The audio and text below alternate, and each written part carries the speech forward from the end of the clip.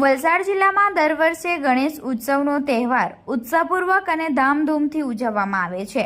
ચાલુ વર્ષે પણ ગણેશ મહોત્સવનો તહેવાર ઉજવાશે, ત્યારે આ મહોત્સવ દરમિયાન ગણપતિ બાપાની પ્રતિમાની ઊંચાઈ, બનાવટમાં વપરાતી સામગ્રી અને વિસર્જન બાબતે પ્રવર્તમાન માર્ગદર્શિકાનો અમલ અને કેટલાક કૃત્યો ઉપર પ્રતિબંધ મૂકતું જાહેરનામું જિલ્લા મેજિસ્ટ્રેટ દ્વારા બહાર પડાયું છે।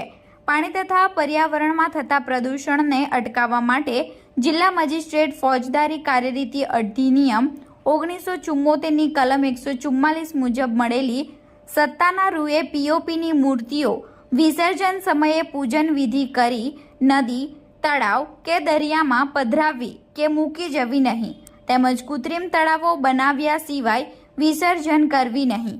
મૂર્તિઓની બનાવટમાં બીજાના ધર્મના લોકોની લાગણી દુભાય તેવા કોઈ ચિહ્નો કે નિશાનો રાખવા નહીં। મૂર્તિઓનું વેચાણ થયા બાદ વધેલી તથા ખંડિત મૂર્તિઓને બિનવારસી હાલતમાં છોડીને જવું નહીં, જે અંગે જિલ્લાના ગણેશ મંડળોએ અમલ કરાવવાનો રહેશે, તેમજ પોલીસ ખાતાએ પણ ખાસ તકેદારી રાખવાની રહેશે।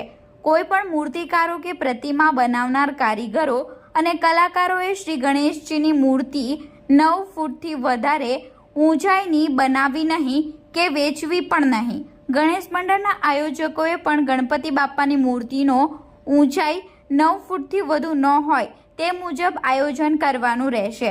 વિસર્જન દરમિયાન પણ સરકારની પ્રવર્તમાન નિયમો અનુસારની કાર્યવાહી અનુસરવાની રહેશે।